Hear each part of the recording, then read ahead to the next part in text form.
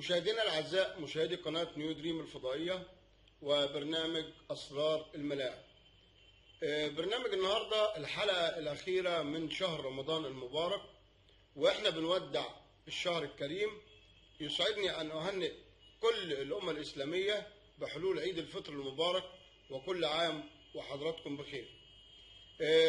كنا طول شهر رمضان بنركز على ان احنا نغطي الدورات الرمضانيه والدورات الخاصه بالشركات داخل رمضان خلال شهر رمضان. بنبدا مع حضراتكم حلقه النهارده في وداع شهر رمضان وختام الدورات الرمضانيه.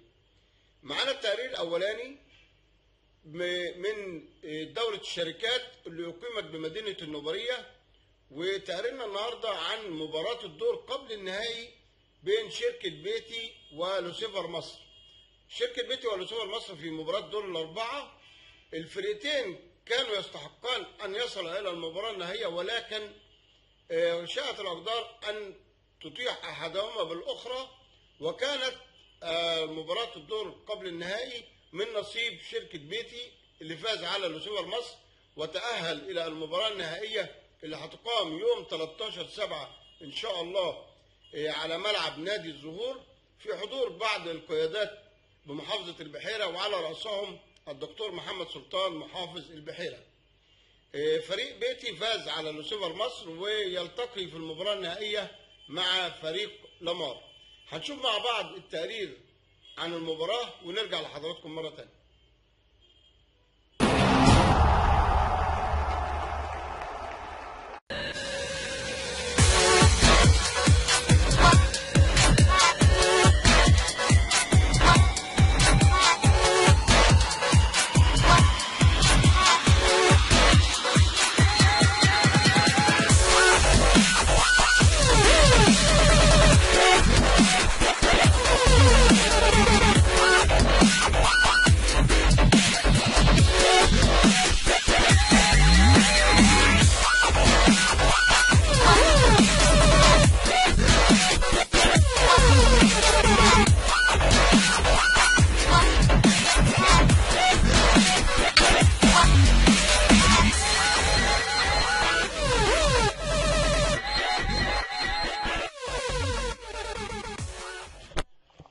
بسم الله الرحمن الرحيم. من ملعب نادي الزهور الرياضي يسعدنا أن نلتقي بكم في مباريات الحسم في لقاءات الدور قبل النهائي. أولى مباريات اليوم بين لوسيفر وفريق بيتي. الفريقين وصلوا إلى المباراة الدور قبل النهائي بعد حصولهم على المركز الأول والثاني في مجموعتهم. لحظات وتبدأ اللقاء. يحكم لقاء اليوم كابتن ياسر جاب الله، رمي التماس او ركله التماس زي ما بيقولوا تروح لرقم 10 كريم ناصف. كريم واول تسديده على مرمى بيتي ولاعب لوسيفر مصر، وتروح عند حازم الحناوي. حازم راعي بيمتاز بالمهاره وفرصه لكن توصل لحارس مرمى بيتي مرسي محمد. مرسي بيلعب كوره وبيقابلها على طول احمد عبد النبي، تسديده قويه بجوار المرمى وتتقطع لمصطفى سعيد. بيشوف مصطفى سعيد ومعاه 11 تسديده قويه من شريف الشيخ، وحارس المرمى لبيتي بينجح في صدها اتلعبت كوره عند حازم الحناوي، عايز يلف ويشوط وكوره جميله والله، فرصه حلوه. حازم لف وشاط وكريم ناصف يسدد وتروح لخميس فتحي. خميس والمرتده، خميس وماشي وخميس وكوره جميله. ونشوف الجون الاول لبيتي بيحرزه احمد عبد النبي من هجمه مرتده سريعه. خميس فتحي بيحرز الهدف. روح عند مرسي اللي بيرجع كوره جوه الملعب داخل صندوق لوسيفر مصر. واربعه احمد عبد النبي بيلعب كوره وجميله والله، تروح مع بيتي. مرسي ماشي، مرسي بالكوره وعايز يشوط كده والله، طمع فيها مرسي. تمريره خاطئه كده لخميس اللي بيفكر يشوط كوره عاليه في الشبكه الخارجيه من بره لحماده رقم 5. حماده بيلعب كوره عند الشريف اللي بيفكر يشوط تسديده حلوه، لكن احمد عبد النبي طلع الكوره لركله تماس لمرسي. مرسي وهجمه مرتده تاني، هجمه مرتده وتسديده جميله. اوت وهجمه لشريف، شريف لسوبر مصري، لكن برافو حارس مرمى، حارس مرمى بيتي السيد جمعه. شكل التماس هيلعبها شريف، شريف عند مصطفى، مصطفى عايز يعدي ويشوط كرة، لكن عبد الغني تبقى ضربة ركنية للوسيفر مصر. ترد عند مرسي ويلعبها أمامية عند خميس، وخميس يلعب كرة أمامية كده وتشوف الكرة جميلة، لكن حارس مرمى يلحقها وفي آخر لحظة مرة تانية لكن تتقطع. ونشوف الهجمة المرتدة خميس ومرسي، خميس ومرسي، وجميلة من خميس ومرسي، لكن حمادة ينقذ الموقف وتلعب ضربة المرمى، وحازم الحناوي ومعاه مرسي لكن تتقطع، وخميس ماشي، خميس ماشي هتشوف يعمل ايه، ويفكر يشوط خميس وتبقى ركلة ركنية، لعبت الكرة وتعدي واحمد يشوط وايه، شوف التسديده والله جميله، تسديده حلوه مره ثانيه، ومصطفى لرامي وعايز يلعب لمصطفى ثانيه لكن تعدي، والكره ايه، كره جميله جدا وفرصه، فرصه هيلعبها حازم الحناوي، حازم يلعبها عند حماده اللي بيسدد وتخبط في لاعب بيتي، وكرة هجمة مرتدة والحكم بيقول ما فيهاش حاجة، هجمة 3-1، شوف يحصل ايه، شوف يحصل ايه، والجون الثاني، الجون الثاني لفريق بيتي من هجمة سريعة وخطأ، والهدف الثاني لفريق. شايف انا سجود فريق بيتي والمدير الفني لفريق بيتي، هجمة ثانية وهجمة ثانية لفريق بيتي، عبد الغني، عبد الغني وفرصة، فرصة من مرسي، تلعب شبه المرسي وتسديدة قوية يلعبها حلوة قوي عند حازم الحناوي، لكن حارس المرمى سيد جمعة يمسك كرة، هو وجون بقى يلا، والجون الثالث، الجون الثالث محمد محمود، جون وهدف القضاء على الآمال. الحناوي حازم هارد لك النهارده، نقول اديته طول البطوله مباراه جيده، مباراه النهارده مفيش حظ، اداء طيب، اخلاق عاليه، لاعب متميز، كل سنه وانت طيب، ورايك بعد اخر مباراه لفريق لوسيفر مصر.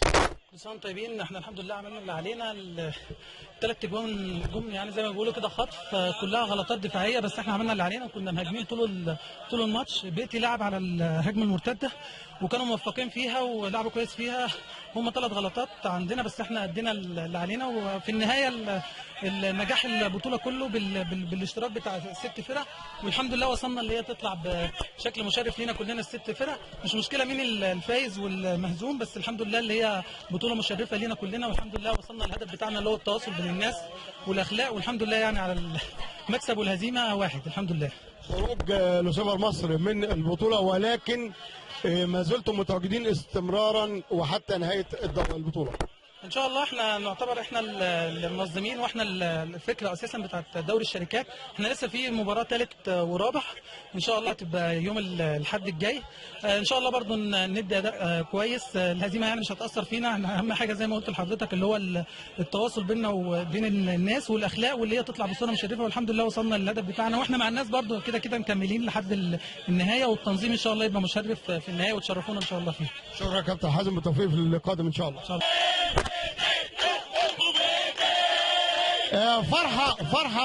فرحة لفريق بيتي في الصعود إلى المباراة النهائية. كابتن نوح، تقول إيه النهاردة بعد الفرحة الجميلة وبعد الفوز؟ الحمد لله على كل حال، مبروك الفوز، مبروك، بهني مجلس الإدارة بتاع الشركة بالكامل، بهني كل الزملاء، بهني الفريق كلهم تعبوا معانا والله، كانوا في منتهى الجمال، الحمد لله الحمد لله. أداء جيد، مباراة قوية مع فريق قوي، تقول إيه للفريق الخصم؟ لا، فريق محترم جدا، شركه القمية لعبت معانا ماتش في منتهى الجمال، ناس اخلاق، عندهم اخلاق جميله جدا جدا جدا جدا، ناس محترمين وقدموا كوره عاليه جدا، الحمد لله الحمد لله. الف مبروك. الحمد لله، شكرا يا فندم، شكرا. ايضا من داخل البطوله الاولى للشركات من داخل نادي الزهور مع مستر جعفر، من تركيا، منور مصر، احد المديرين المسؤولين بلوسيفر مصر، تقول ايه عن مباراه النهارده، وتقول ايه للشباب والناس اللي شاركت في البطوله؟ يستمروا لعب الكرة، لعب الرياضة، ده تخلي احسن للشباب عشان يصيروا اصدقاء احسن.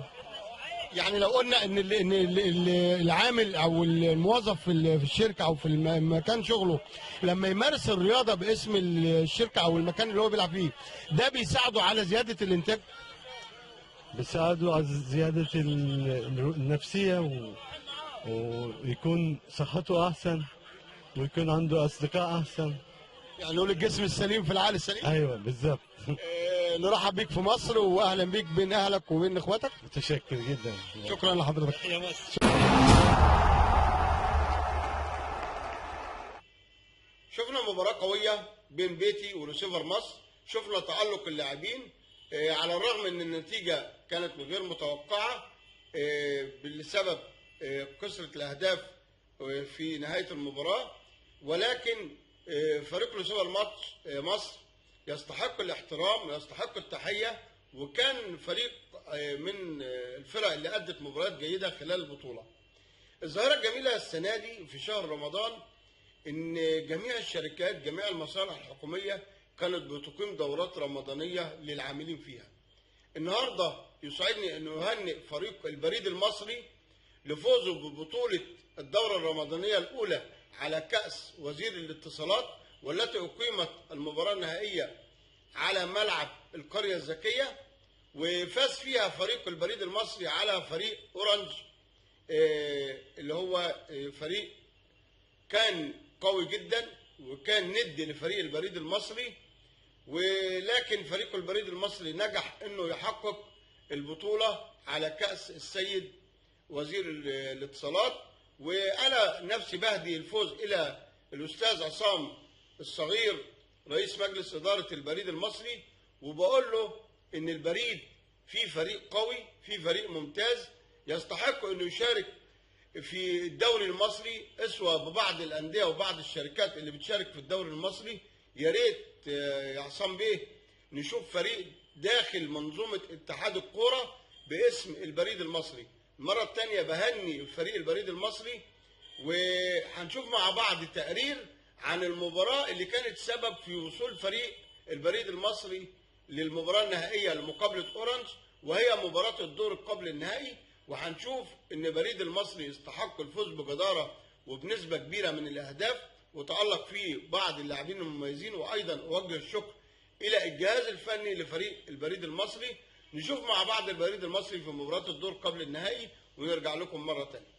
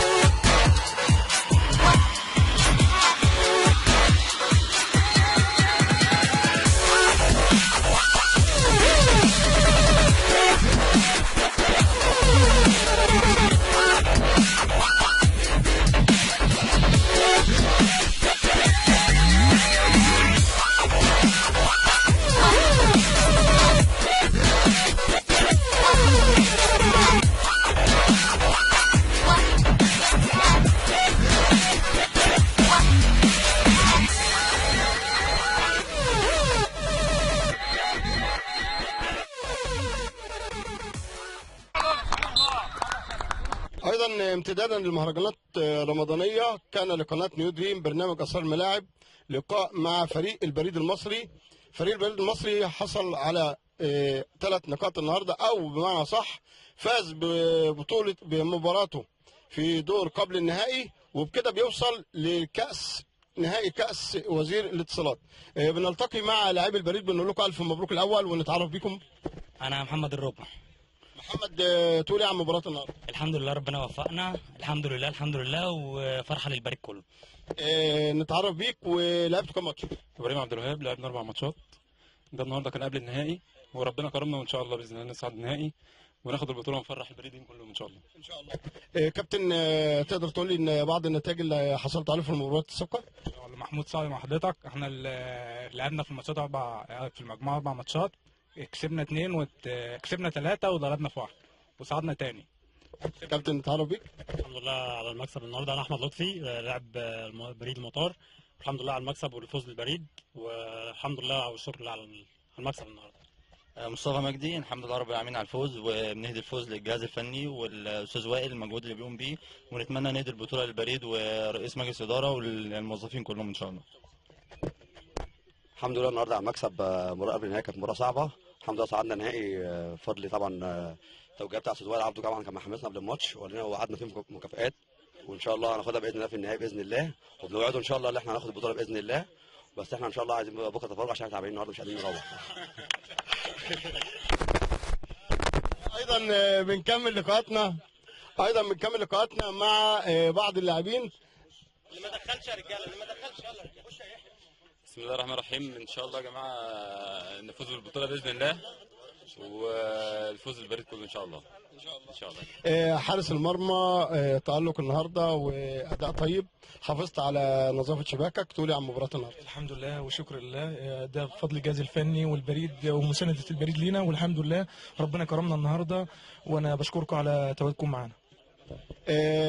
حارس المرمى الاول، مش هنقول الثاني، تقول ايه النهارده وانت على دكه الاحتياطي، وتقول ايه لزميلك؟ الحمد لله مبروك الفوز النهارده، وببارك لزميلي ان هو انا واخويا الكبير، وبتمنى الفوز بالمباراه النهائيه وفرح البريد كلهم.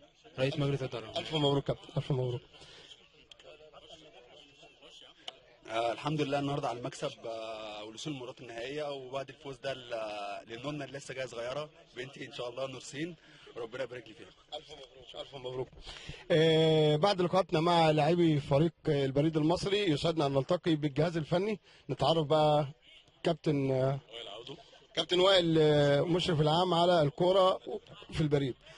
تقول لنا ايه على البطوله، وتقول لنا برضو عن نشاط البريد او كره القدم في البريد. لا، كرة القدم احنا عندنا فرقة 11 بيلعبوا درجة أولى الشركات، وكرة خماسية برضه دورة أولى الشركات، وبنعمل دورة للعاملين بيشترك فيها 50 فريق لسه منتهية في أول مايو اللي فات. البطولة دي طبعا احنا مشتركين فيها عشان تحت رعاية معالي الوزير الأستاذ عصام الصغير رئيس مجلس إدارة مهتم بيها جدا. اللي كمان احنا بنلعبها، يعني بقول لحضرتك احنا يعتبر الناس ما بتفطرش، يعني الناس بتنزل عشان نيجي القريه برضه مشوار علينا ان معانا ناس محافظات. انا بشكرهم يعني، وربنا يوفقنا بقى في النهايه ان شاء الله. نشوفكم دايما متالقين دايما كده، والبريد المصري في العلالي زي ما بقول. الله يخليك، متشكر جدا. ايضا معانا بقى المدير الفني كابتن علي. كابتن علي، الف مبروك وصول الفريق لنهائي بطوله وزير الاتصالات. تقول ايه عن مباراه النهارده، وتقول ايه بقى لاولادك لاعبي الفريق؟ انا اولا بسم الله الرحمن الرحيم بشكر اللعيبه على المجهود اللي عملوه النهارده. بصراحه يعني اللعيبه كلها رجاله بامانه الله، من اول ما بدانا المباريات وهم رجاله معايا، فده مجهود الماتشات اللي عدت قبل كده. مباريات المجموعات بيبقى فيها عندي فرصة التعويض، فبيبقى ليها حسابات. المباراة الفاصلة بقى بيبقى ليها حسابات تانية. مباراة النهاردة استعداداتك ليها كانت ازاي؟ احنا عاملين معسكر بقالنا 3 ايام دلوقتي، والحمد لله اللعيبة نفذت كل اللي طلبته منهم، الحمد لله رب العالمين. تقول لي للأستاذ عصام الصغير رئيس مجلس إدارة البريد المصري، وتهدي له الفوز ولا؟ اولا ان شاء الله احنا هنهدي له البطولة بأمر الله الماتش اللي جاي، بأمر الله من غير مقاطعة، لأنه هو يعني من أول مباراة لعبناها وهو مصمم إن احنا نوصل لنهائي البطولة ونجيب الكاس، فبأمر الله هنهدي البطولة المباراة القادمة بأمر الله. ألف مبروك كابتن. ألف مبروك. كابتن شاذلي. أيضا معانا كابتن شاذلي مدرب عام فريق البريد المصري. ألف مبروك الفوز ووصولكم المباراة النهائية. ربنا يخليك يا كابتن، وشكرا لوجودكم معانا طبعا. والحمد لله رب العالمين، ده نعمه من عند ربنا اللي اعضاء مجلس اداره النادي ورئيس النادي بيثقوا في الجهاز الفني الموجود، وتم اختيار اللعيبه على اعلى مستوى. وانا بشكر جميع اللعيبه طبعا، واستاذ وائل عبد المشرف عام على الكوره، والمدير الفني كابتن علي امين. والحمد لله توفيق من عند ربنا سبحانه وتعالى، وان شاء الله نكمل المسيره اللي احنا نودي البريد في مكان كويس. واحنا اولاد المكان ده، فاحنا بنحب المكان ده فبنخلص فيه.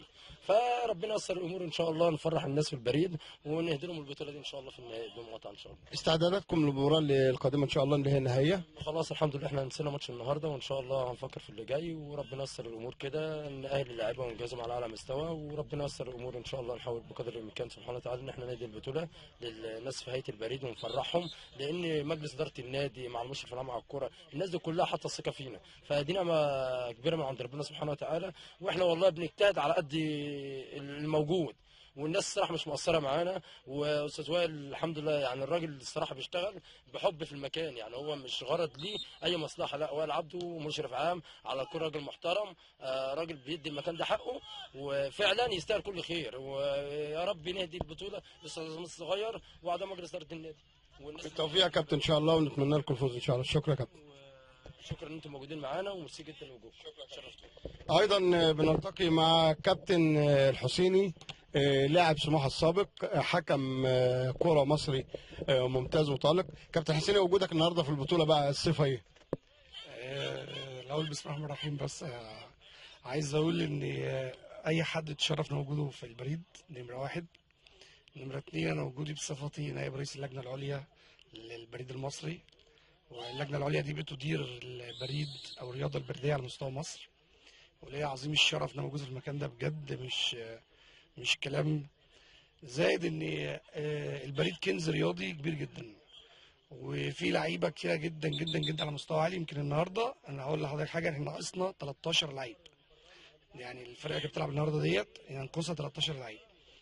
وحاجه اقول لك ان ده نتاج بطوله الجمهوريه اللي بيعملها البريد المصري على مستوى الجمهوريه، اللي عايز اقول ان هي طلعت فرق. يمكن حصل على البطوله السنه اللي فاتت ديت فريق كفر الشيخ، وفريق كفر الشيخ خارج القاهره واسكندريه، او فرق الاقاليم. وده اللي يدل على قوه اللعيبه الموجوده في البريد فعلا.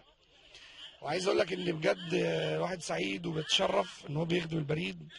البريد ده يعني انا بقى لي 25 سنه موظف، دي السنه 26 يمكن وانا صغير موجود فيهم، وبجد ليا الشرف ان انا موجود في البريد. دي حاجه انا بعتز بيها جدا يعني. ان شاء الله نتقابل معاكم في المباراه النهائيه، ويكون تهنئتنا بالفوز ان شاء الله. ان شاء الله استاذ حافظ، وحضرتك تبقى موجود، لان حضرتك بجد من الناس اللي تعبت في الرياضه البريديه، والناس اللي قدمت البريد كتير جدا، واحنا بنشكرك، وكل سنه وحضرتك طيب. كل سنه وانتم طيبين. شكرا يا فندم. شكرا. زي ما كل الفرق ليها جماهير وليها مساندين وليها مشجعين، ايضا النهارده الفريق البريد المصري اللي وصل لنهائي البطوله الرمضانيه الاولى على كاس السيد وزير الاتصالات كان ليها تواجد جماهيري، واخترنا احد مشجعي البريد المصري نتعرف بيه.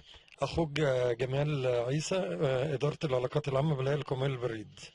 تقول ايه للفرقه النهارده بمناسبه فوزها في دور قبل النهائي وصعودها المباراه النهائيه؟ انا بقول لهم الف الف الف مليون مبروك، وطلعوا رجاله وشرفونا وشرفوا البريد المصري على مستوى الجمهوريه بالكامل، وانا سعيد بيهم جدا جدا جدا، والف الف مبروك. وان شاء الله باذن الله البطوله للبريد ان شاء الله. ان شاء الله. سعداء بلقائنا معكم. شكرا، متشكر.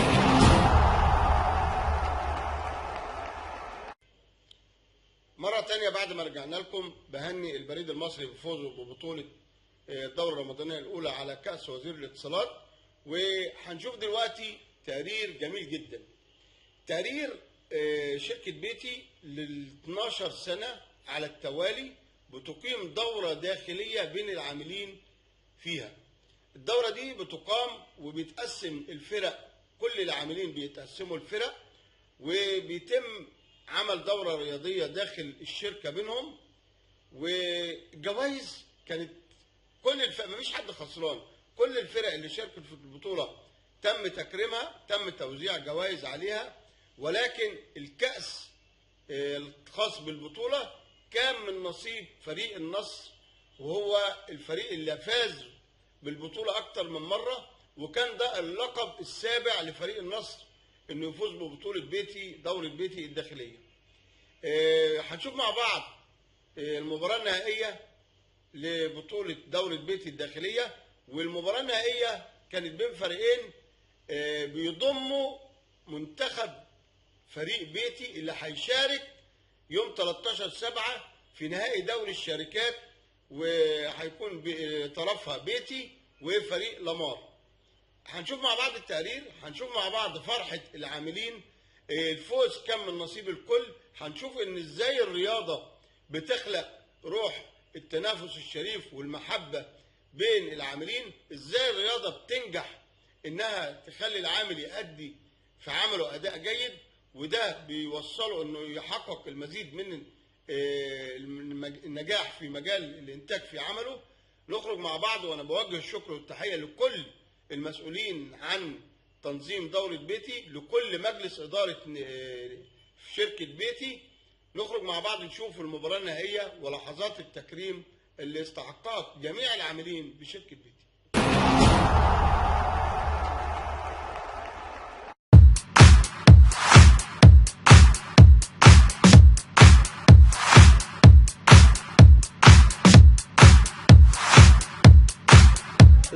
سنة دورة بيتي السنة دي تحت شعار الوفاء والإخلاص للمرحومان خالد زميلنا في إدارة الأمن، والمرحوم مؤمن فايز في إدارة الجودة رحمة الله عليهم، وتحت شعار بيتي بتكبر جنب شعار الوفاء أمل وتفاؤل زي ما احنا بنقول، ونتمنى نشوفكم في دورات تاني كتير متكررة ان شاء الله على طول. اسمحوا لي بس ان انا هقدم لكم 2 من الناس اللي لهم دور في نجاح الدورة السنة دي. الدكتور عمرو سالم رئيس قطاع الموارد البشرية في الشركة، والدكتور عمرو بصراحة من الناس الرياضيين، فبيساعدنا قوي في موضوع الأنشطة الرياضية، بيبقى مقتنع ومؤمن تماما ان هي حاجة مهمة للناس، زي ما مهم ان هم يشتغلوا وينتجوا، برضه مهم في جوانب تانية نهتم بيها. احنا الشعار السنة دي كان شعار الدورة كان بيتي بتكبر، وبصراحة احنا حاسين من يوم الدكتور عمرو ما بقى معانا واحنا ان شاء الله بنكبر وهنفضل نكبر لاحسن ولاحسن ان شاء الله. اسمحوا لي برضه ان انا اعرفكم على باشمهندس سامر الحملاوي رئيس قطاع التصنيع. مهندس سامر خبرات في مصانع بيبسي وراجل بتاع مصانع، يعني انا دايما حتى لما بيحصل حاجه بقول احنا محظوظين ان معانا راجل اشتغل في مصانع فعارف يعني ايه مصانع، بيسهل علينا حاجات كتير. يعني كان مهندس سامر جه قلنا في دوره رمضانيه خلاص مبروك وانا معاكم وداعم ليكم، فبشكرهم لان هما الاثنين بصراحه مع مجلس الاداره في القاهره بيساعدونا في حاجات كتير. فاسمحوا لي ان انا اسلم الميكروفون للدكتور عمرو المهندس سامر نسمع منهم كلمتين. السلام عليكم. كل سنه وانتم طيبين. لا عايز اسمع صوت عالي بقى، احنا نايمين. كل سنه وانتم طيبين. طيب احنا طبعا الدوره ال 12 وانا يعني حظي حلو دي ثالث دوره اختارها معاكم، ودي حاجه تشرفني ان انا اكون في وسط المصنع وفي وسط زملاء اعزاء وافاضل. والحاجه البسيطه المهمه ان احنا النهارده مش في شغل، احنا النهارده جايين نرفه عن نفسنا ونلعب رياضه ونتعرف على بعض ونتعرف على اهالينا، واحنا عايزين الانشطه ما تبقاش كوره بس. مع استاذ محمد باشمهندس سامر احنا عايزين نعمل حاجات تانية، انشطه اخرى مش بس بنلعبوا كوره. الحاجه المهمه اللي احنا عايزين ناكد عليها ان بيتي بتكبر الحمد لله، اللي هو يعني اخبار بسيطه كده. احنا الست شهور الاولانيين احنا عاملين نسبه نمو تقريبا 30% عن الست شهور اللي زيهم السنه اللي فاتت. فدي حاجه لازم كلنا نفخر بيها، الشركه بتكبر وده اكبر معدل نمو في السوق المصري. عايز اقول لكم رقم صغير كده لازم تعرفوا انتوا بتعملوا ايه. احنا في رمضان السنه دي بس بعنا زي اللي اتباع في سنه 2008 كله. انتوا فاهمين الرقم ده يعني ايه؟ يعني اللي اتعمل سنه 2008 كله احنا بنعمله في شهر دلوقتي. وده مش بيتعمل غير من خلال مصنع قوي وراه ناس قويه، هم دول زي ما قلنا دول اللي في ظهر الناس اللي في الشارع. فانا بشكركم وان شاء الله من توفيق لتوفيق. الحاجة التانية أنا سعيد جدا اللي معانا المهندس سامر حملاوي، هو زميل من زمان وراجل فعلا بيفهم وطور ناس كتير وطور مصانع كتير. فإن شاء الله الكام سنة الجايين نستفيد من المهندس سامر ونقدر نستفيد من خبرته وقدرته على قيادة مصريين. السنة اللي فاتت كنا قاعدين معانا خواجة، المرة دي أنا مبسوط جدا إن معايا زميلي ابتدينا مع بعض وإحنا صغيرين في شركة بيبسي، والنهارده إحنا الاثنين رؤساء قطاعات. إن شاء الله كمان 3 4 5 سنين يبقى المهندسين بتوعنا هم اللي واقفين مكاننا هنا إن شاء الله بيكرمونا. مهندس سامر. السلام عليكم، كل سنة وانتم طيبين. حقيقة بيشرفني إن أنا أكون موجود في الدورة ال 12 دورة بيتي الرمضانية. أنا سمعت عنها كتير، يعني أول ما جيت الناس كلها قالت لي يوم من أيام السنة اللي ما بتعوضش هو يوم النهائي بتاع الدورة. قالوا لي كتير، ربيع والدكتور عمرو قالوا لي إنك أنت هتشوف يوم مش هتشوفه في شركات كتير، وفعلا بداية كده باين على اليوم إنه هيبقى يوم جميل، يوم ظريف متوظف كويس قوي. أهم حاجة نفتكر إن شعارنا بيتي بتكبر. بيتي بتكبر من كل النواحي، مش بتكبر بس كمصانع وكبيع وكمستوى في السوق، بس بتكبر بأبنائها، بتكبر بإيمانهم إن الشركة بتكبر وحبهم للشركة، بتكاتفهم مع بعض سواء جوه الشغل في أوقات العمل أو في يوم زي ده. الناس كلها موجودة كعيلة واحدة، ناس جاية بأولادها، ناس جاية ببناتها، ناس جاية بزوجاتها عشان تتفرج وتفخر بالشركة. فعايز ده دايما يكون شعارنا، احنا بنكبر في جميع المراحل وجميع المستويات، وان شاء الله هيبقى يوم جميل باذن الله. بغض النظر عن الكاسب، احنا فريق واحد، فريق واحد جوه الملعب، فريق واحد بره الملعب، وكل سنه وانتم طيبين. استاذ سامر محمد عبد الحميد، الاخ محمود عبد الله مسعود، الاستاذ او الحاج عبد الواحد طه إدارة الأمن، عبد الله جمال فايز، محمود عبد العزيز،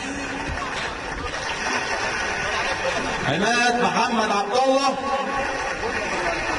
والغائب الحاضر أخويا وحبيبي الأستاذ رضا وهدوم لظروف ربنا يجيبه بالسلامة، الأخ محمود علي، الأخ محمود علي، والحاج ممدوح إسماعيل، الحاج محمود هاشم، والحاج حسين غزال،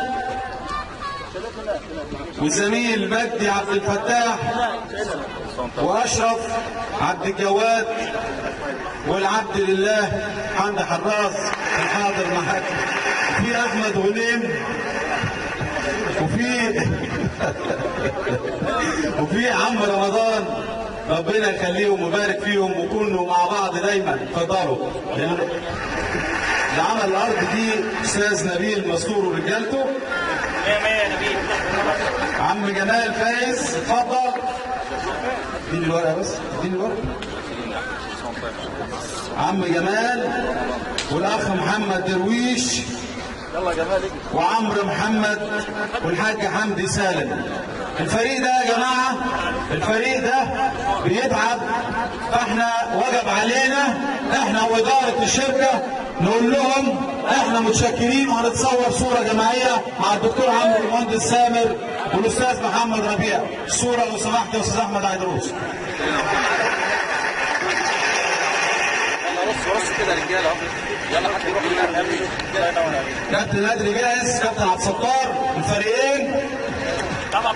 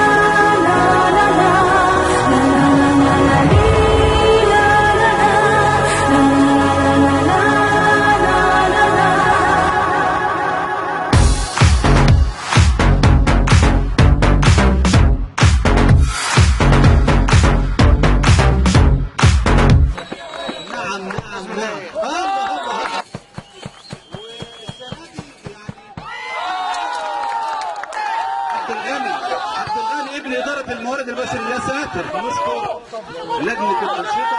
يا الله الله الله. محمد ربيع، والله لو كتبت 200 صفحة. يا فتح الله اتكلمنا عليه. فاضل مين بقى؟ الصاعد الواحد. الله الله. خطير. الله الله. مرسي ابو آية. يا سلام يا حبيبي. الله الله. لو شاط ايه. الله الله الله.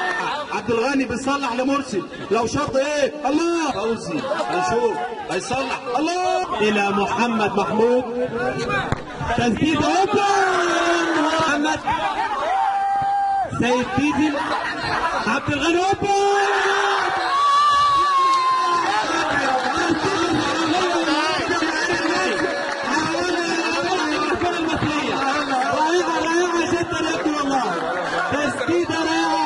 يا جمالك يا ابو غني. الله يا مرسي. الله الله الله الله الله. شباك الجماهير خطيره. الله. اتوزع الورق 300. الله الله. هو طيب. الله الله الله. انتم سبب ومصدر السعاده. انتم مصدر السعاده لان انتم الله الله الله يا سيدي في النوبريه في دوره الشركات. وخطيره عبد الغني لو لف كالسكينه في الكنافه. الله الله يا ابني. لو الحظ كان شاطر بدري كان زمانك. خطيره خطيره. الله الله الله.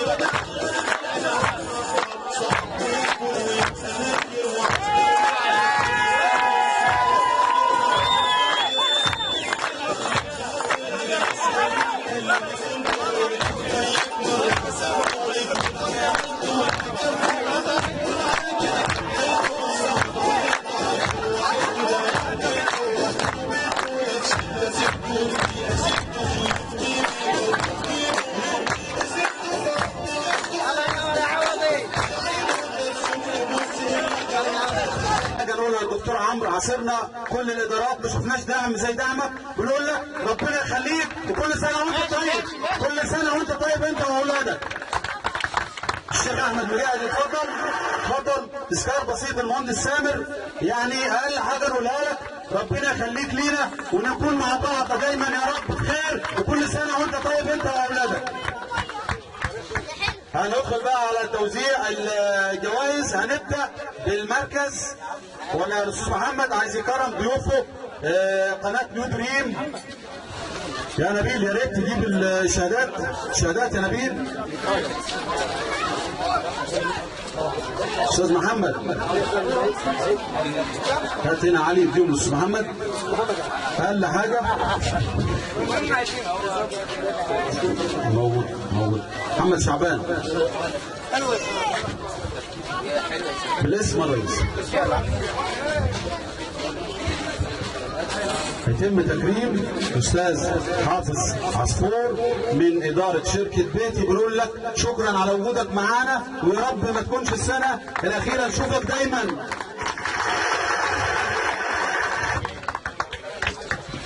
رئيس مجلس اداره قناه نيو دريم يتسلم الشهاده من المهندس سامر حملاوي. وبنقول له يا رب دايما معانا ومشرفينا.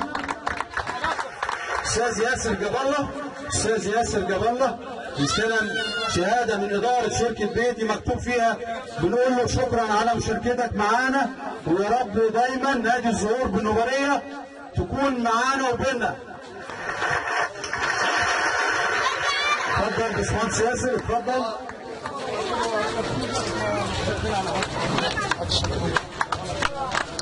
مين اللي بعده يا استاذ محمد؟ خليكم امثلوا. احنا دي شهاده المهندس خالد فتح الله رئيس مجلس اداره نادي الزهور وجميع اعضاء مجلس الاداره على دعمهم لدور الشركات.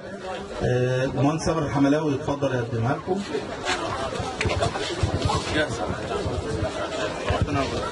كابتن أدري والكابتن عبد الستار، دايما انتم اساس دورات بيتي.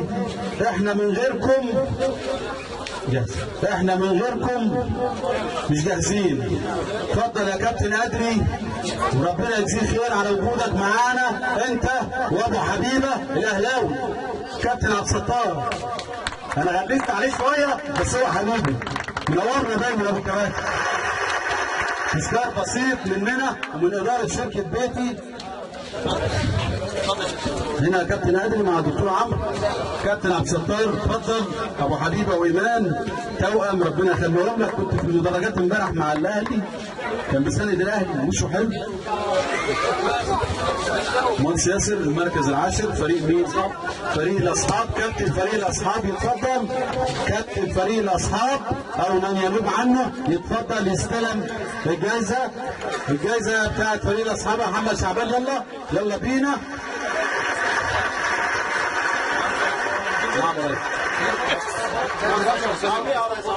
مصطفى فرج اتفضل.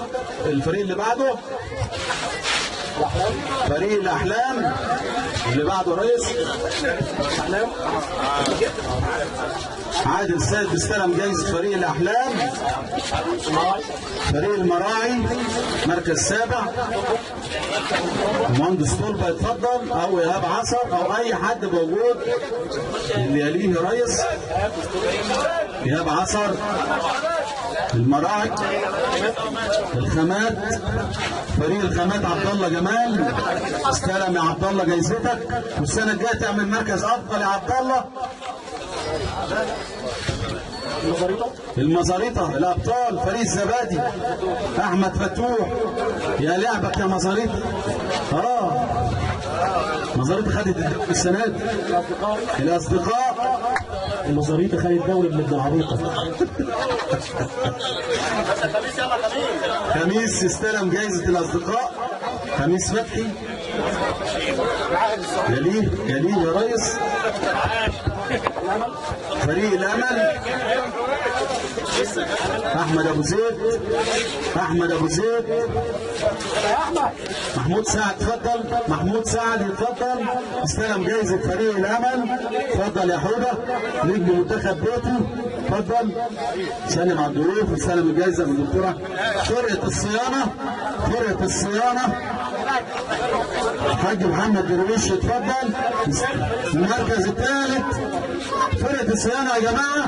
فرقه قدمت احلى مستوى واحلى كوره، وهيتم مفاجاه لفرقه الصيانه هتحتفل بيها خلال توزيع ومراسم بايه؟ الجوائز. اصحاب المركز الثالث.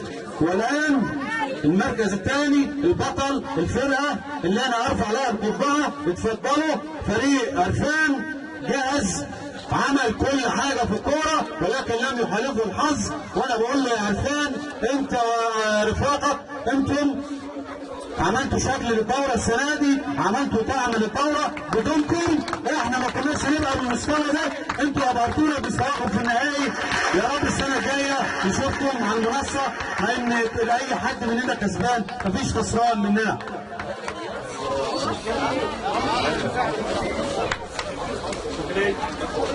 اتفضل محمد متولي. اتفضل اتفضل اتفضل. احمد فوزي. فتح الله. نجوم اخلاق وحب الناس شيء جميل. حمدي ابتسامتك دي تساوي كل حاجه. كمال دسوقي. محمد نصر هداف البطوله. محمد نصر هداف البطوله. محمد نصر وافضل مدير فني فرقه عرفان. مهندس عرفان جود بلاي. احسنت. بدونك الدوره ما كانش هيبقى ليها الشكل ده. انت احمد صلاح نجم منتخب بيتي الصخره بتفكرني بنفسي زمان.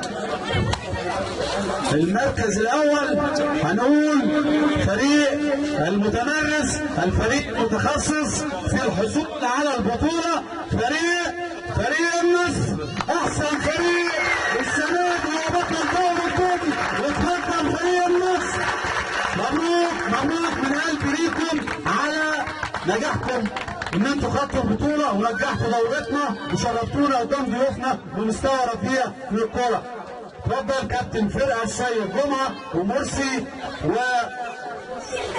والسيد ومحمد محمود والكوتش علاء حسين وطارق العوضي وثروت. اتفضل محمد محمود، طارق، احسنت يا سيد، احسنت يا عرب. طارق، ثروت، السيد والسيد ديزل والنجم الصاعد الواعد محمد الشاطر وعبد الغني. احسنت يا عبد الغني، احسن ماتش ليك الدوري يا عبد الغني.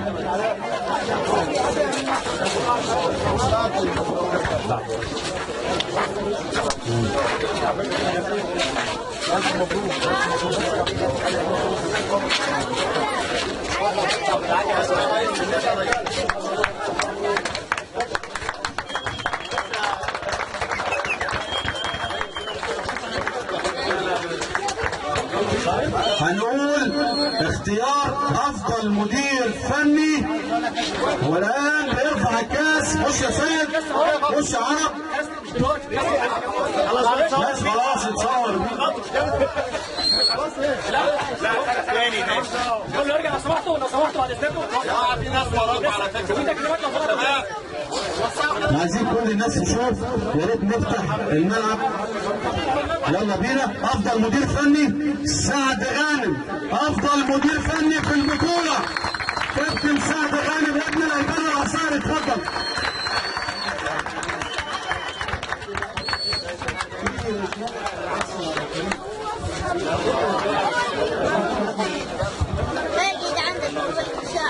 احسن يا سعد. هداف البطولة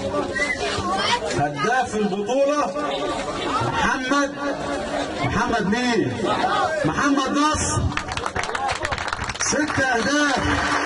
هو متساوي مع حد تاني، لكن الراجل لعب المباراة النهائية، والحد التاني اللي هو هياخد جايزة محمد نصر هايل. مستوى ايه؟ غاية الروعة.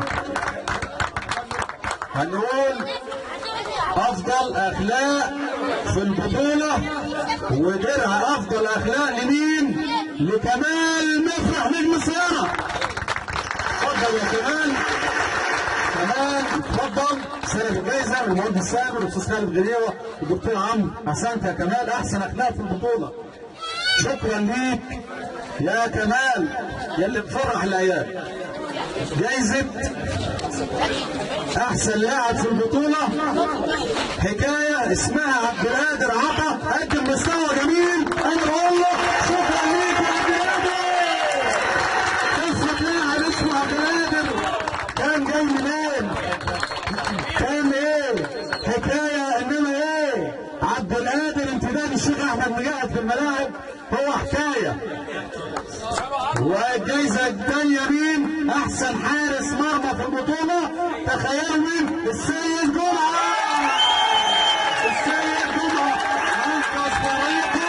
أنقذ فريقه في المباراة النهائية ويحمي عرين منتخب بيتي ولاعب له تاريخ. والآن كأس البطولة يرفع مرسي فين؟ يلا يا مرسي انت والسيد جمعه كباتن فريق النصر ترفعوا كاس البطوله. خش يا سيد مع مرسي. فرحه كبيره. مبروك لفريق المخازين. كل سنه وانتم طيبين. نلقاكم العام القادم. في حاجه صغيره لسه. انا اسف في سحب لاولادنا احنا عاملينه. في سحب لاولادنا بالارقام. وسعونا يا جماعه، وسعونا. في سحب هيسلموه ضيوفنا. كابتن مدحت السيد هيسلم جوائز السحب. واتفضل كابتن مدحت، اتفضل انت وضيفك هتسلموا جوائز السحب. تيشيرتات وكور، تيشيرتات وكور. كابتن مدحت واستاذ ايهاب هيسلموا الجوائز على السحب. يا ريت الناس ترجع ورا، ارجع عدي انت ورا، ارجع يا حبيبي، ارجع يا بابا، ارجع ارجع ارجع ارجع. هيسحب كابتن مدحت الجايزه الاولى. كابتن مدحت هيسحب رقم، هو رقم وكابتن ايهاب رقم. هنشوف مين صاحب الحظ. 95 على تيشيرت 95. مبروك يا سليمان، مبروك يا سليمان يا ابن المحفوظ. الرقم الثاني رقم 77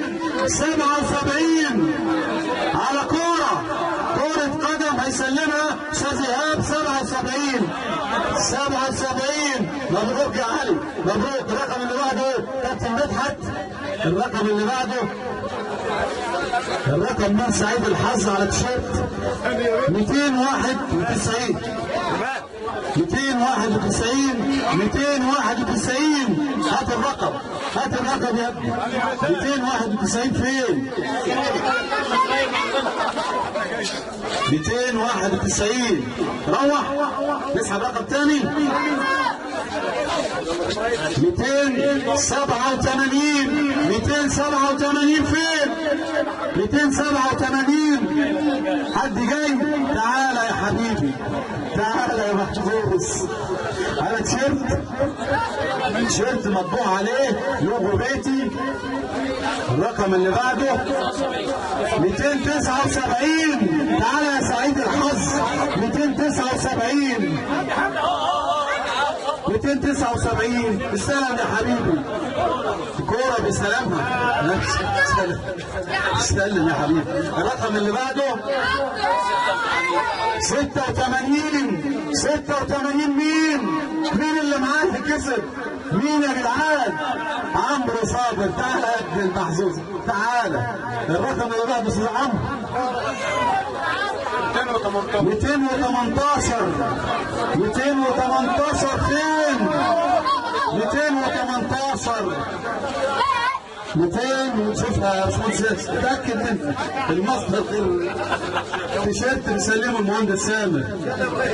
اللي بعده خلاص. كل سنه وانتم طيبين، نشوفكم السنه الجايه. كل سنه وانتم طيبين. في حفل ختام دورة بيتي الرمضانية كان لنا لقاء مع المهندس سامر الحمراوي. باشمهندس سامر بنقول لك ألف مبروك نجاح الدورة، وعايزين كلمة لكل العاملين بشركة بيتي. الله يبارك فيك. كان يوم كويس ويوم عظيم، انتهى بنهاية جميلة. كل الناس إخوة، وكل الناس أثبتوا الروح الرياضية العالية والتنظيم، وكان يوم جميل في عمر بيتي. وإن شاء الله السنين الجاية دورات أحسن وأحسن بإذن الله. شفنا لاعبين مميزين في دورة بيتي، وايضا شفنا لاعبين في منتخب بيتي اللي شارك في دوري المدن او دورة الشركات في النوبرية. هل ما طرقتش فكرة ان يتخصص فريق او تشاركوا بفريق في دوري القسم الرابع دوري الاتحاد المصري لكرة القدم؟ والله هي دي البداية والفكرة بنفكر فيها، وان شاء الله يعني احنا بندعم الرياضه، ودايما بنفخر ان احنا يكون عندنا حاجه موازيه للشغل الناس تقدر تشارك فيها، وان شاء الله دي تكون النواه ان نقدر نعمل فريق لبيتي يبقى قوي وينافس ان شاء الله. نتمنى التوفيق ان شاء الله، وشكرا لك. ان شاء الله. شكرا. عمرو سالم رئيس قطاع الموارد البشريه، واحنا عارفين ان الموارد البشريه هي اهم شيء في اي كيان او في اي مكان. النهارده في شركه بيتي شفنا دوره جميله، دوره منظمه، شفنا روح رياضيه بين كل اللاعبين. كرئيس قطاع الموارد البشريه تقول ايه للاعيبه النهارده، وايه الجديد اللي ممكن يتحقق بالنسبه للموجودين؟ طبعا احنا بنرحب بيكم عندنا في مصنعنا وفي ارضنا، وبقول لكل العاملين في الشركه وكل اللاعبين اللي لعبوا وكل اللي جهزوا بشكرهم جدا. ده المنظر اللي احنا نحب نكون بيه دايما، وده صورتنا قدام كل الشركات وكل اهل البحيره. احنا كقطاع موارد بشريه احنا بنهتم جدا بالموظفين بتوعنا، لانهم بيشتغلوا وبيتعبوا. عشان كده احنا بقينا يعني في مركز محترم كشركه، ودايما بنفكر في الانشطه ودايما بنفكر في الناس. الدنيا مش شغل بس، الناس لازم تعيش كويس ويبقى عندها تفاؤل وامل عشان تقدر تنتج. فانا بقول لهم من سنه لسنه، وان شاء الله من نجاح لنجاح، وطبعا بنشجعهم بقى عشان يكسبوا البطوله. شوف جديد ان شاء الله في العاب اخرى غير كره القدم، انشطه مختلفه ان شاء الله، يعني مع الاستاذ محمد ربيع ومع زمايلنا في الموارد البشريه بنحاول بقى نبتدي نطور الامور شويه باذن الله. شكرا يا فندم وسعداء. متشكرين جدا. متشكرين. في ختام الدوره الرمضانيه الداخليه بشركه بيتي، واحنا عارفين ان فريق بيتي بيشارك في نهائي دوري الشركات بالنوباريه، وهيلعب مباراته القادمه وفي النهائي امام فريق لامار. النهارده شفنا مباراه قويه بين فريقين كانوا فعلا هم عصب منتخب بيتي، ولكن النهارده كانوا منافسين بيلعبوا مع بعض في منتخب بيتي، ولكن شاءت الاقدار ان يكونوا منافسين لبعض في نهائي دوره بيتي الداخليه. بنتعرف على لاعبي فريق النصر الفائز بالبطوله. الاول بنبارك لكم، نقول لكم الف مبروك. معانا المدير الفني كابتن علاء حسين. كابتن علاء، الف مبروك الفوز، واستعداداتك للمباراه كانت ايه؟ الله يبارك في حضرتك. اولا شرفتونا في النوباريه. والله المباراه كانت قويه جدا، وفريق اللي كان بيلعبنا فريق اول مجموعته كسبان كل ماتشاته في التمهيدي، وحتى وصل في المباراه قبل النهائي كسبان 4-0.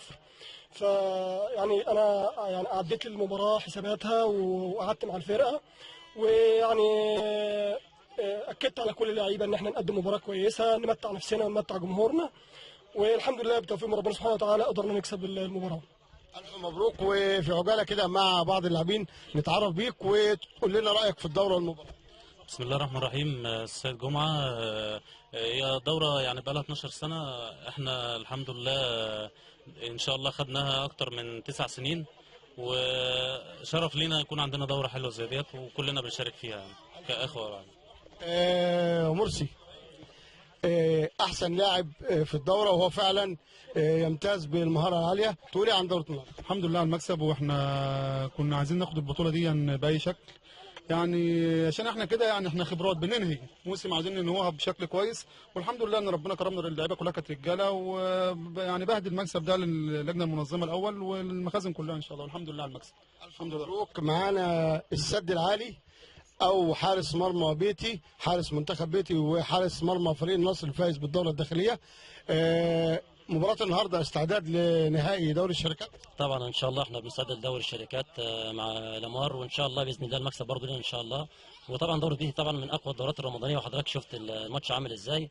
طبعا احنا الماتش ده المجلس اداره الاستاذ خالد غنيوه والاستاذ نوح بندي للناس كلها، والحمد لله على المكسب. واللعيبه كلها كانت رجاله وقاتلين لاخر نفس، والحمد لله كان في عندنا اصابات وتغلبنا على الاصابات ديت، ولعبنا ماتش كويس جدا وكنا ندي كويس جدا، واحنا البطوله احنا متقدم ليها اصلا البطوله بتاعتنا دي يعني. مبروك الفوز بالبطوله، ومبروك الفوز بدرع احسن حارس مرمى. الله يكرمك يا كابتن، الحمد لله فضل عند ربنا الحمد لله. الله يكرمك. ايضا معانا اللاعب تقول ايه النهارده لزمايلك حتى في الفرق المنافسه اللي ما حالفتش حظ انها تحصل على كاس البطوله؟ تقول لزمايلي الف مبروك. احنا النهارده كنا رجاله، اتفقنا على حاجه ونفذناها في الملعب، ما فيش حد اثر. والفرق الثانيه نقول لهم هارد لك. النهارده برضو كانوا لعيبه رجاله وكان ماتش كويس، واللعيبه بتاعتنا كلهم ما فيش واحد فيهم ما نفذش اللي انطلب منه وعملوا ماتش عمرهم. احنا دي تامن لقب لينا في 12 بطوله، والحمد لله على المكسب، وشرفتونا في النوباريه، وان شاء الله رب العالمين من مكسب لمكسب وفي خير دايما ان شاء الله رب العالمين. الف مبروك. ايضا معانا محمد محمود لاعب منتخب بيتي. تقول النهارده؟ بسم الله الرحمن الرحيم. وانا الاول ببارك لزمايلي وبقول هارد لك للفرقه اللي خسرت. هو مفيش حد خسران النهارده، كل الناس كسبانه الحمد لله. هو الهدف الاول والاخير ان الدوره تطلع بصوره كويسه، والحمد لله ده نجحنا فيه كلنا الفرقتين، مش فرقتنا بس. وبحمد ربنا على الفوز. هو الفوز ده حاجه بتاعت ربنا، الفرقتين لعبوا كره ممتازه، وده المكسب ده بتاع ربنا، والحمد لله رب العالمين. الف مبروك الفوز. معانا بقى اصغر لاعب في البطوله شاطر وكنت شاطر. تقول بقى ايه بقى عن البطوله ووجودك ضمن عمالقه من نجوم بيتي؟ بسم الله الرحمن الرحيم. اول حاجه الحمد لله على المكسب، ببارك لكل الفريق. الحمد لله كلنا كنا رجاله، لعبنا ماتش ما فيش بعد كده كوره، ضيعنا كتير، بس الحمد لله على المكسب. ومكسبنا النهارده مش كاس ولا حاجه، الحمد لله ان احنا كلنا طلعنا سلام. الحمد لله على المكسب، وهارد لك الفريق الثاني. الف مبروك الف مبروك الفوز.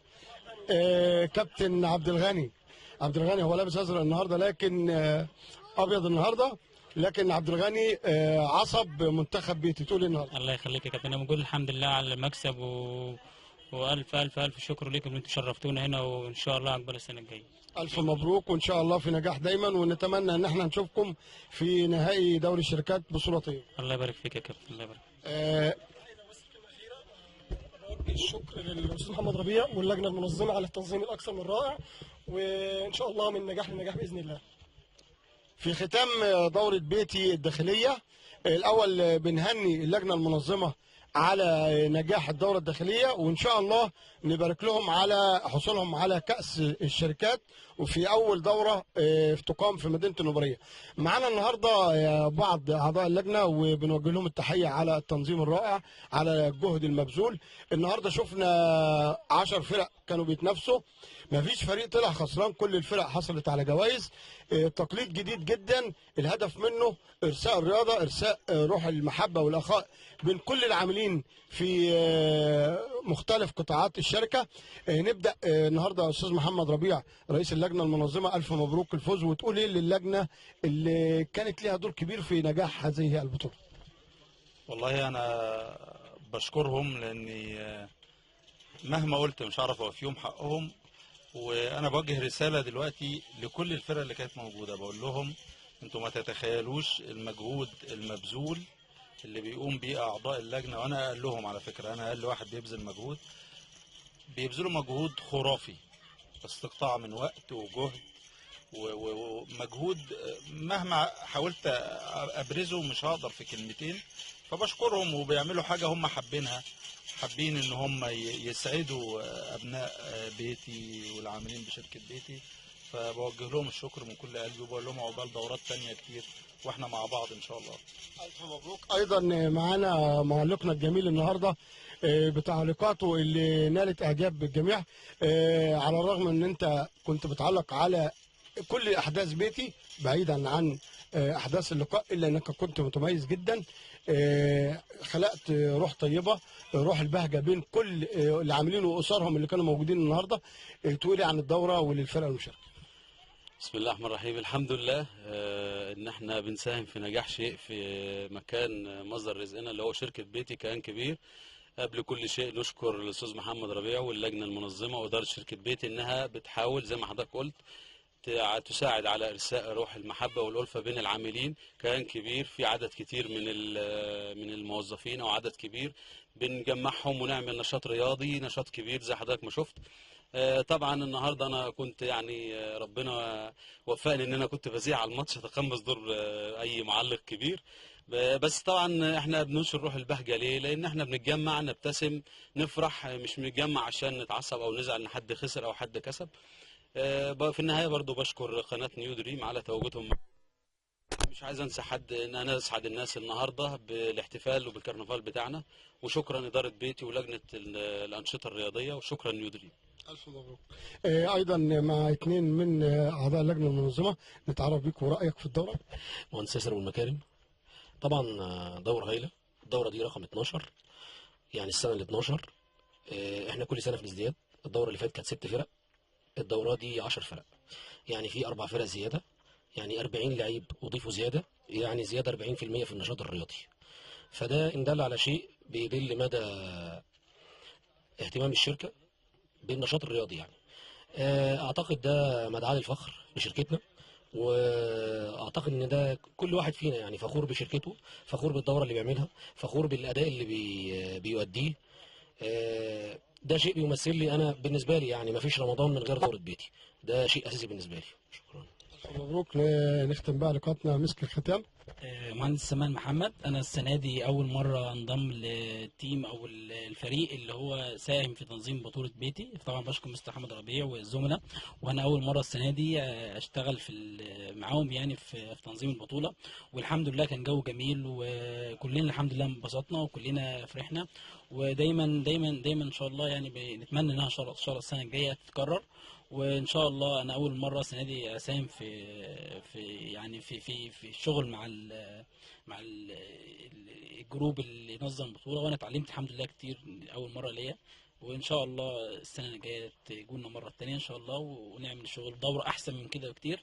والحمد لله الدوره دي كانت جميله وشرفتونا وكلنا سعداء والحمد لله. الف مبروك نجاح الدوره، والف مبروك لكل العاملين بشركه بيتي. منظومه جيده، اداره ناجحه، اداره واعيه. تحياتي من داخل ملعب بيتي وختام الدوره الرمضانيه الداخليه لشركه بيتي.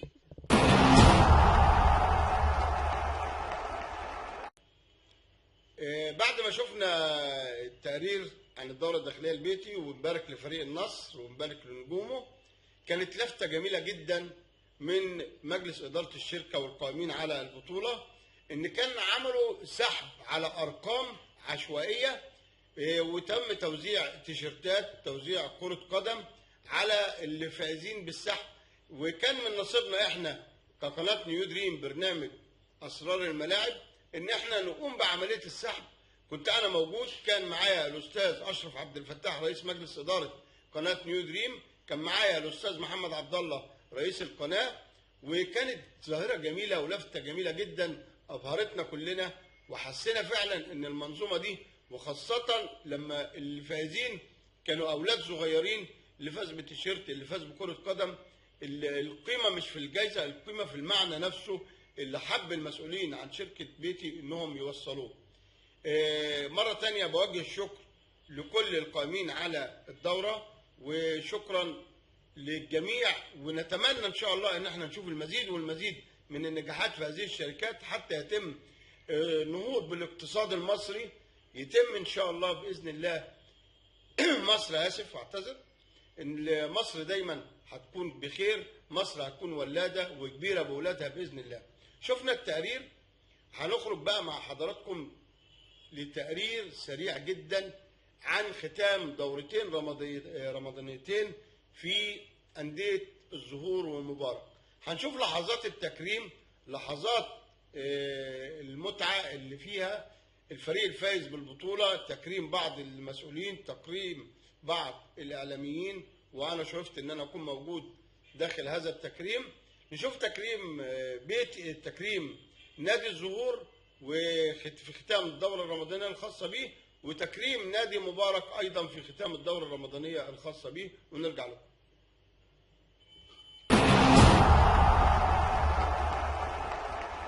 نبدأ مراسم تسليم جوائز المسابقة أو الدورة الرمضانية، ونبدأ بالجوائز الفردية. جائزة أحسن لاعب اللاعب فتح الله خميس، فريق بروسيا دورتموند. مركز شباب أبو بكر الصديق يتسلم عنه الكابتن شهد خميس مدرب الفريق.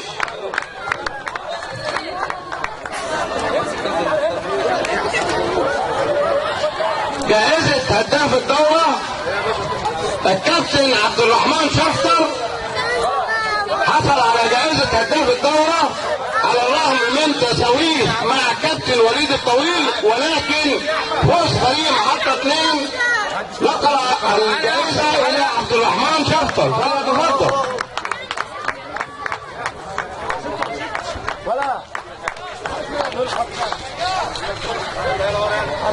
جائزة أحسن حارس مرمى الكابتن إسلام عبد الفتاح.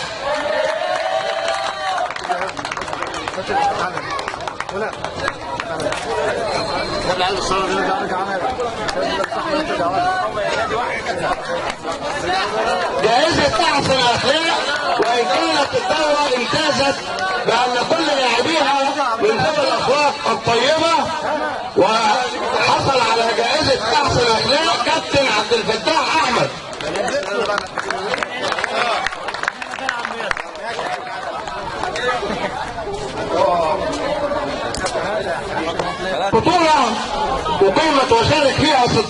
فريق، كل فريق كان بيلعب مباراته وبيتمنى الفوز، ولكن كان يتحمل العبء الاكبر حكام المباريات، وحصل على افضل حكم الكابتن خميس حسن.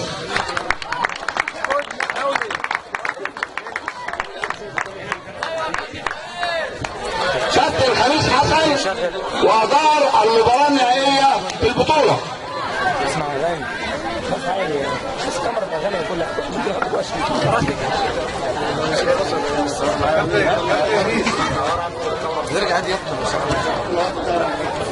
دينامو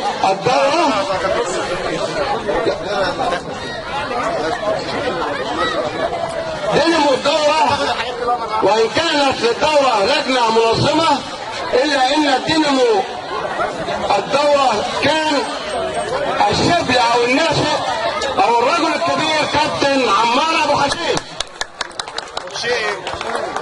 عمار أبو حشيش.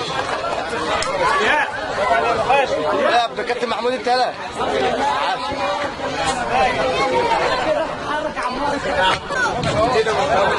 من ضمن 16 فريق كان لابد من وجود بطل ووصيف وصاحب المركز الثالث او الوصيف الثاني. صاحب المركز الثالث فريق فتح الله خميس مركز شباب ابو بكر الصديق، فليتقدم ويتسلم جائزة المركز الثالث الكابتن شحت خميس. السلام عليكم ورحمة الله وبركاته. ألف مبروك تنظيم الدورة مركز الشباب نادي الزهور. أنا مجدي السنة الجايزة والكابتن حافظ عصفور رئيس مجلس إدارة أبو بكر الصديق وأخويا الكبير هو اللي هيستلم الجايزة.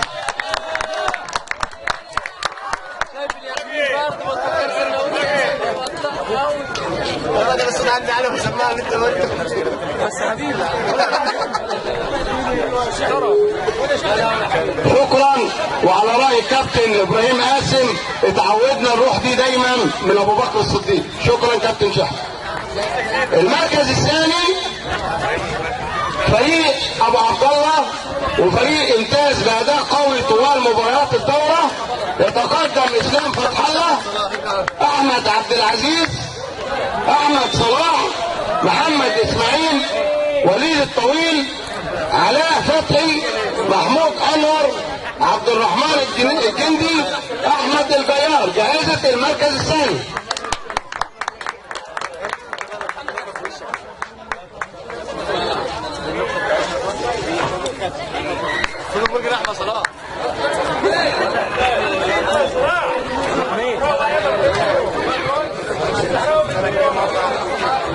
لما نبدأ تكريم البطل لحظات وتكريم لبعض الحضور، الاستاذ رأفت الشملول ممثلا عن المهندس رئيس جهاز مدينة النوبرية فليتفضل.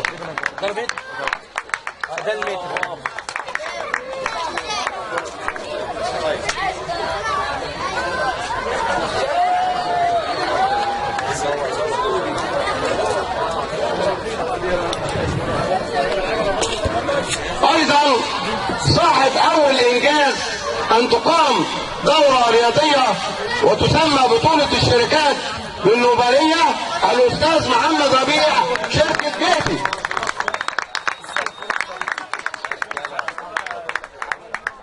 محدش واقف هنا جنب الكاميرا يا ابني. مترين مش عايز متر واحد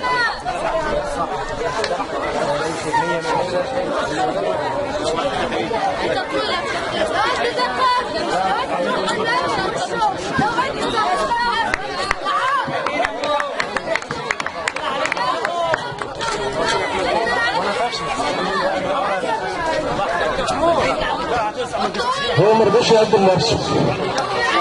الدرع مقدم للكابتن حافظ عصفور لجهود المبذولة والملموسة بمحافظة البحيرة كلها في الإعلام الرياضي والتغطية الكاملة لجميع المناسبات الرياضية في محافظة البحيرة.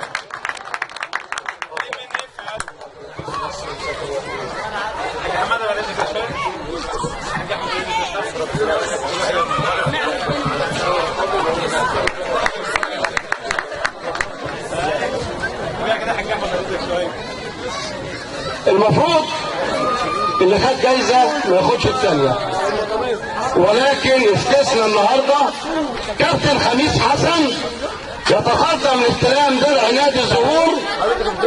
الجائزه الاولى كانت لنجاحك في اداره المباراه، ولكن هذا الدرع تقديرا لجهودك على مستوى النظريه بالكامل.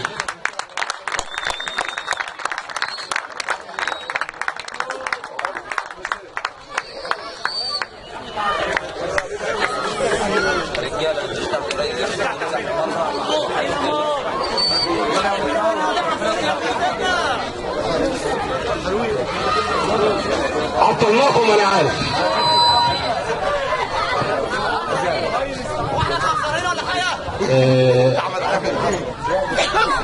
انا من واقع مسؤوليتي في اداره النادي حبيت اكرم واحد فعلا تعب معانا خلال السنه الماضيه وما زال مستمر عطائه مع مدرسه الكوره.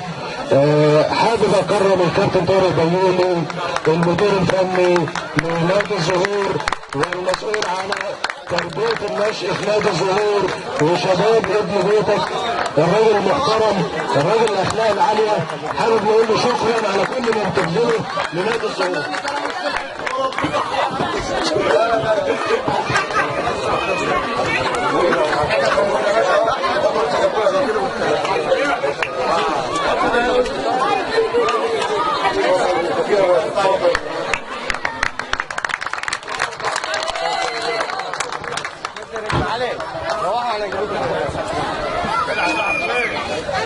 تكريم البطل، وبعد اذن اللجنه المنظمه وبعد اذن الاستاذ خالد، استاذ محمد ربيع يحضر تسليم كاس البطوله وجائزه المركز الاول، لانه النهارده فعلا استاذ محمد صمم انه يحضر على الرغم ان هو مدعو من مجلس الاداره، الا انه صمم انه اخر فريق محطه 2 بحكم الانتماء يتقدم فريق محطه 2 الفائز بالبطوله محمد صبحي، وليد سعيد، احمد جميل، محمود السيد، ابراهيم المناسي، محمد عبد الحميد، خالد، محمد مانو، عبد الرحمن شخطر، محمود حميد.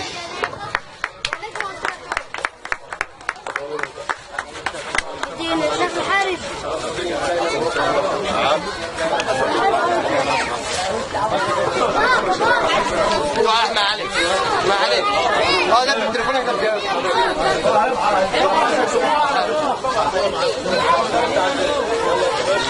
بس احمد عايزك مشوار يا احمد.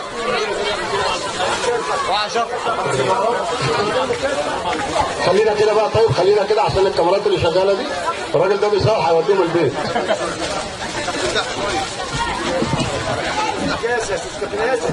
كأس البطولة يتسلمه فريق محطة 2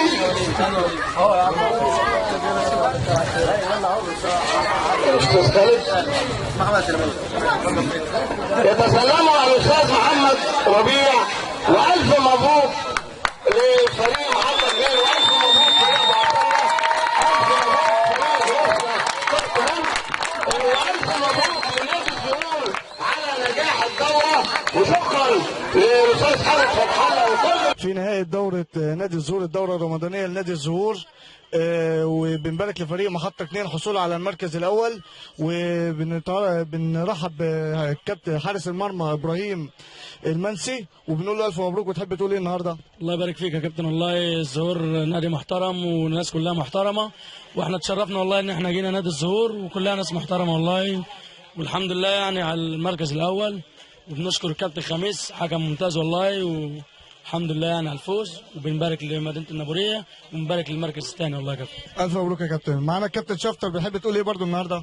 الحمد لله المباراه والتنظيم والناس اللي حاضره كلها قامت وادت على اكمل وجه، وادارت الدوره بشكل كويس وشكل جميل، والحمد لله على جائزه الهداف النهارده وكاس البطوله، واحنا محطه 2 دايما معروفه ان هي بتكسب كل البطولات. الف مبروك. معانا نجم اللقاء ونجم المباراه النهائيه كابتن وليد، وبنهنيك على الفوز. وتحب تقول ايه النهارده معانا؟ والله انا بشكر كل اللعيبه اللي تعبت معانا، وبشكر نادي الزهور على الاهتمام اللي هم اهتموا بيه، وبشكر كل الجماهير اللي حضرت، والف شكر على الحوار اللي انت عملته معانا ده يا كابتن. معانا النجم محمد علي نجم الفريق محمد صبحي، بنهنيك على الفوز النهارده وعايزين نسمع منك كلمه حلوه كده للفريق.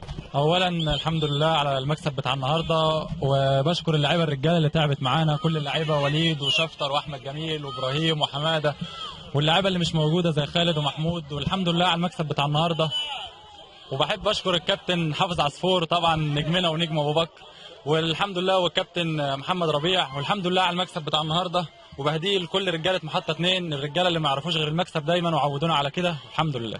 الجندي المجهول احمد جميل، الف مبروك للفوز النهارده، وتحب تقول ايه معانا النهارده؟ الله يبارك فيك. بنشكر اداره نادي الزهور على الدوره الجميله ديت، وبنشكر كابتن حافظ على التغطيه الرائعه ديت، وطبعا بنشكر الكابتن محمد ربيع على المؤازره الجميله دي لينا، وبنشكر لعيبه الفريق على الاداء الجميل النهارده، والحمد لله على المكسب.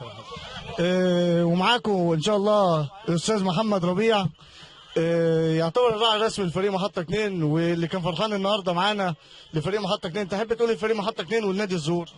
بشكر نادي الزهور بمجلس ادارته كاملا على مجهودهم، وبشكر طبعا نجوم محطة 2 فرقة ممتازة اخلاق وكورة، وبقول لهم مبروك وان شاء الله من نجاح لنجاح دايما ان شاء الله يا احمد، وبالتوفيق ان شاء الله.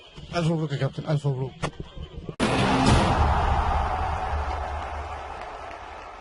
تكريم مقدم الى هيئه الشهيدين مجدي واحمد عبد الغني العطار، مقدم من نادي مبارك، ويتسلمه الحاج محمود العطار.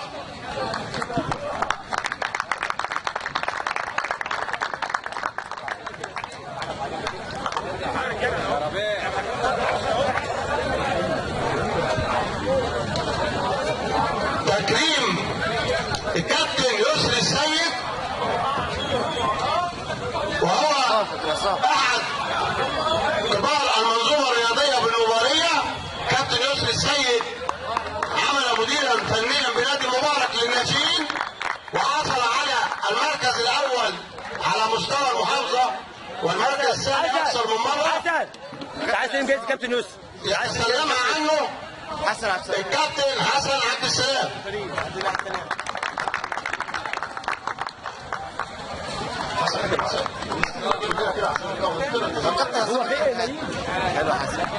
كابتن صبري رجب المدرب العام لنادي مبارك، والمسؤول عن مدرسة الكرة بنادي مبارك.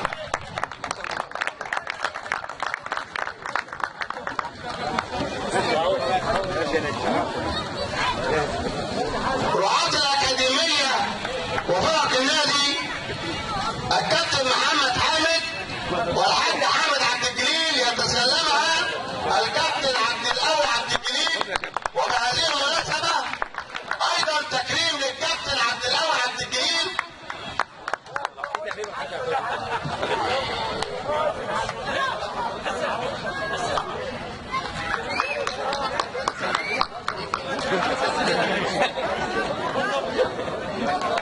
كابتن رمضان عبد الله المدير الفني للفريق الاول بنادي مبارك.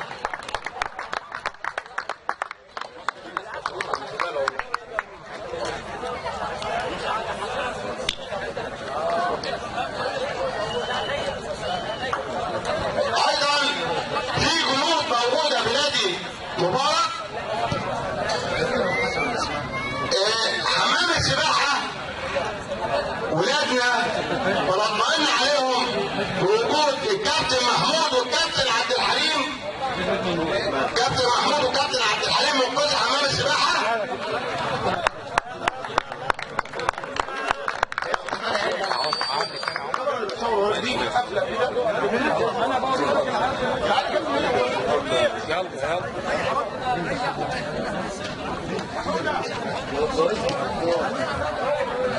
كابتن محمود والكابتن حليم. كابتن حليم.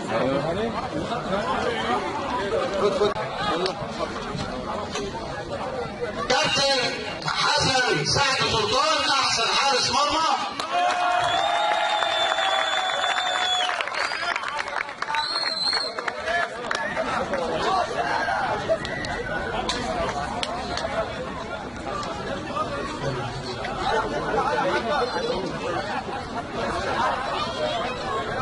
كابتن محمد حامد عبد الجليل. ده انت عيطت النهارده حاجه على الاول. لا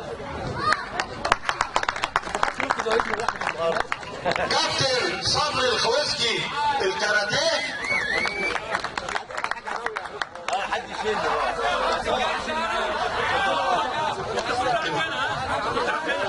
كابتن محمد عبد العزيز عبد الونيس.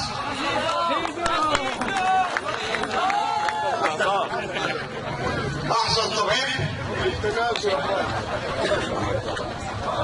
كابتن حسام الدين فاروق مدرب الغوص والغطس.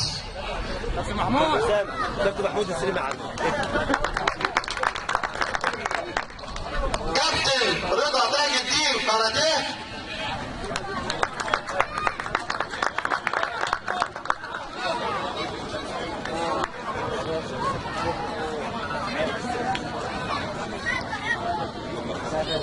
مصور ومدير التصوير بقناه نيو دريم محمد حافظ عصفور.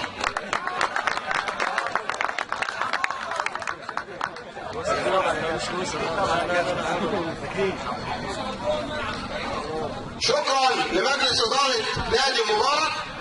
لا انت مش عايز تكرر نفسك كابتن ولا ايه؟ تكريم النادي مبارك مقدم للاعلامي الكبير الكابتن حافظ عصفور اللي بنشكره على تواجده النهارده، بنقول له كل سنه وانت طيب. اتفضل يا كابتن. سام بصورك على فكره.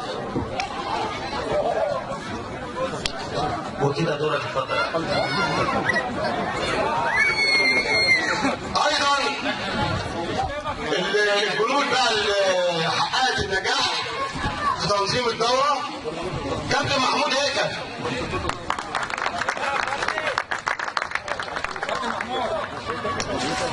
كابتن ربيع سالم.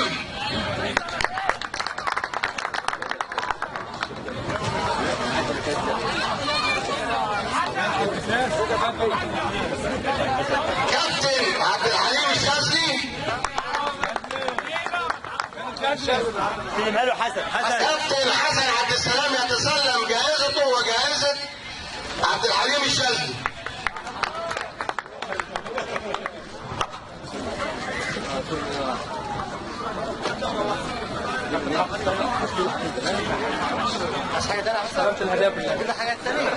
احسن لاعب محمد انور فريق العطار.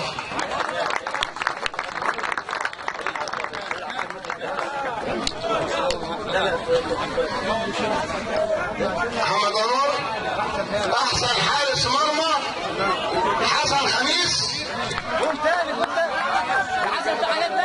احسن حارس مرمى يا كابتن.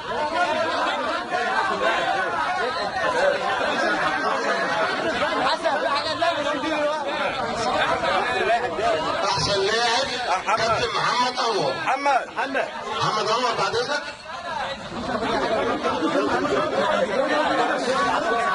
احسن لاعب محمد انور فريق العطار.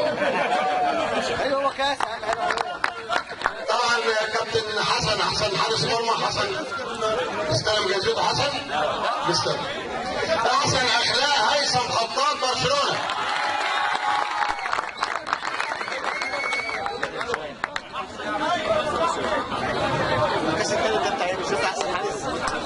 كده المركز الثالث فريق العطار. صح؟ مفيش حاجه. هم احسن حارس. ايوه هات منه. جائزة المركز الثالث فريق العطار يتسلمها الكابتن محمود العطار.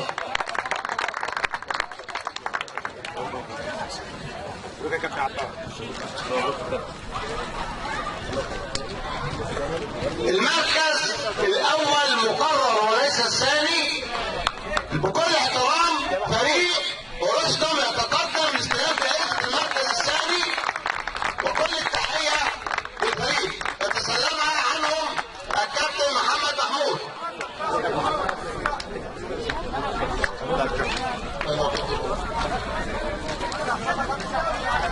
جائزة المركز الأول فريق برشلونة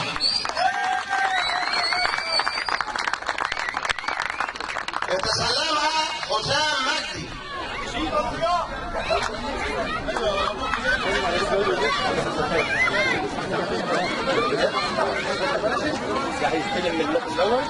المركز الأول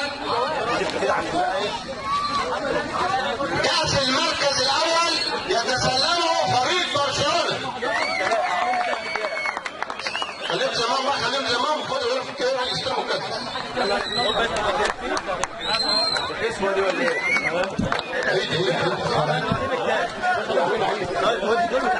دخل علينا عيد بقى كل سنه طيب، اظن النادي كسبه كده. ماشي اهو. هو عامل ايه؟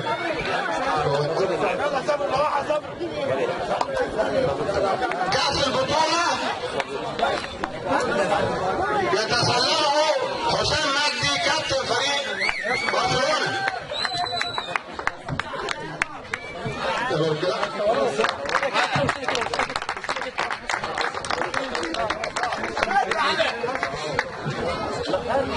ألف مبروك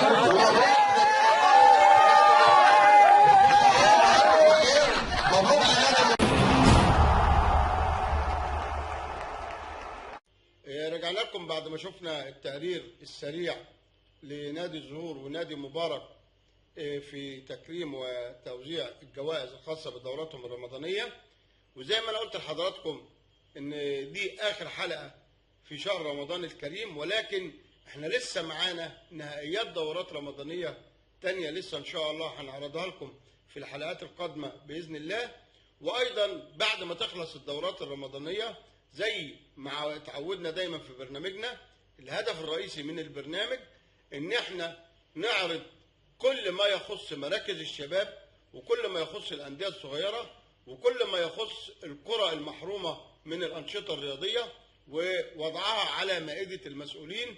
إن شاء الله بعد الحلقة اللي جاية إن شاء الله هنبدأ مع حضراتكم ننتهي من الدورات الرمضانية ونرجع كما عهدناكم دائما مع مراكز الشباب وأندية كرة القدم وجميع الأندية بجمهورية مصر العربية. سعدت بلقائي معكم، وكل عام مرة تانية وأنتم بخير بمناسبة عيد الفطر المبارك. سعيد جدا بوجودي معاكم، وأتمنى إن شاء الله برنامجنا وحلقتنا تنول إعجاب مشاهدينا الكرام. شكرا. كان معكم حافظ عصفور، برنامج أسرار الملاعب كورة. شكرا.